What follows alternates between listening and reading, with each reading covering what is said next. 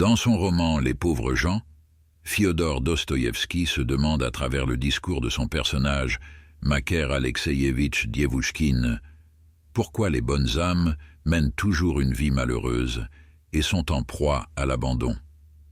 Là-dessus, avec sévérité, repartit le fondateur de l'autoritarisme Nicolas Machiavel à partir de son fameux essai « Le Prince ».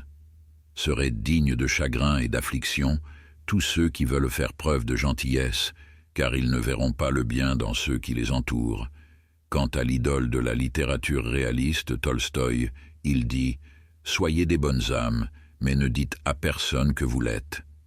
Et explique « La souffrance fait partie de la vie de ceux qui ont une vaste conscience et un sentiment profond. » Et avec une vision philosophique contrastante, le nihiliste Nietzsche dit avec moquerie « Je me suis toujours ri des gens faibles qui se prennent pour des bonnes âmes, rien que parce qu'ils n'ont pas de griffes. » Mais le meilleur observateur de l'âme humaine revient pour terminer cette causerie.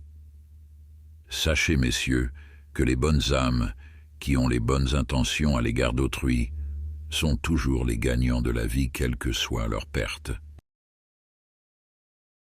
En entamant sa causerie sur la liberté, Fiodor Dostoïevski se demande « Le monde a proclamé la liberté, ces dernières années surtout, mais que représente cette liberté ?» Dans sa série romanesque Les frères Karamazov, l'écrivain russe nous émet une réponse pertinente. La liberté, c'est rien que l'esclavage et le suicide. Car le monde dit, tu as des besoins, assouvis-les, tu possèdes les mêmes droits que les grands et les riches. Ne crains donc pas de les assouvir, accrois-les mêmes. Voilà ce qu'on enseigne maintenant. Telle est leur conception de la liberté. Et avec inquiétude, l'écrivain russe poursuit son interrogation. Et que résulte-t-il de ce droit à accroître les besoins? Et c'est ce qu'il en pense. Chez les riches, la solitude et le suicide spirituel. Chez les pauvres, l'envie et le meurtre, car on a conféré des droits, mais on n'a pas encore indiqué les moyens d'assouvir les besoins. Là-dessus, s'étant mis sur la même ligne, Rousseau dénie l'existence d'une liberté sans loi. Il n'y a donc point de liberté sans loi, ni où quelqu'un est au-dessus des lois. Dans l'état même de nature, l'homme n'est libre qu'à la faveur de la loi naturelle qui commande à tous. Et parlant de la tragédie de la trahison, Dostoïevski se demande en s'exclamant « Comment as-tu pu supporter l'idée de laisser dans le cœur de quelqu'un creux, qui l'accompagnera toute sa vie, et tu es parti sans point de conscience aucun ?» Puis, avec une sensibilité profonde, reprend le ténor de la littérature réaliste Tolstoï. « Hélas, mon pauvre monsieur, ceux qui t'ont trahi sont comme ceux qui te coupent les bras. Tu pourrais leur pardonner, mais tu ne pourras jamais les étreindre. Et là se présente le philosophe du mot et de la plume, Gebran Khalil Gebran, pour nous éveiller avec son conseil précieux.